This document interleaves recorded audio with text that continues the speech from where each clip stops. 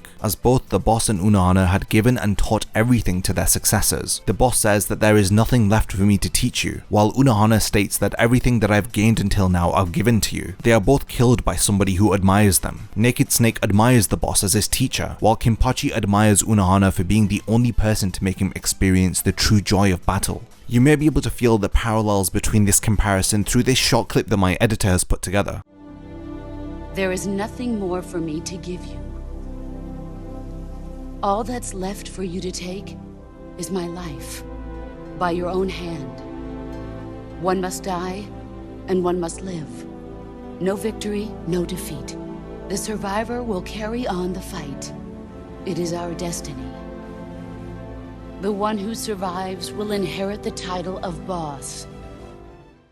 For fans of MGS3, I hope that didn't make you too upset. When it comes to Unohana's character, she was central to the development of Kenpachi, and she had the largest influence on him out of all of the cast of Bleach. She definitely has a dual personality, and I still stand by the fact that I would not have assumed that she would be the first Kenpachi if I hadn't read the final arc of the series. There were subtle foreshadowings of her character having an alternative side, but they weren't enough to rob me from the surprise that I felt when I learned that she is indeed the first Kenpachi. After having fought the young Kenpachi, she had completely changed her character. It was like she was reborn. She relinquished her old self so that she could nurture the next generation. The only time that she drew her sword was to nurture Kenpachi. All of this had begun when the two of them had laid eyes upon each other, with Kenpachi standing on top of the pile of dead bodies which represented her disappointment. He charges at her and leaves a scar in her collarbone, and through that same scar which Unohana had as a constant reminder of her successor, Kenpachi pierces through it in order to regain his power and to maximize his full potential. And after doing so, Unohana feels content, as she can die after having accomplished her life's purpose. So is the case with every Bleach character video that I do. I didn't intend for it to be this long, but there is just so much to discuss and talk about when it comes to the characters that Kubo has written, and the subtle nuances that he sprinkles throughout his story. So I now hand over the discussion to you. What do you think about Unohana's character? Is there anything that I failed to mention in this video? And lastly, did you learn anything from this video, and has your opinion of Unohana's character changed after watching this? I would love to read your comments and to learn more about Unohana.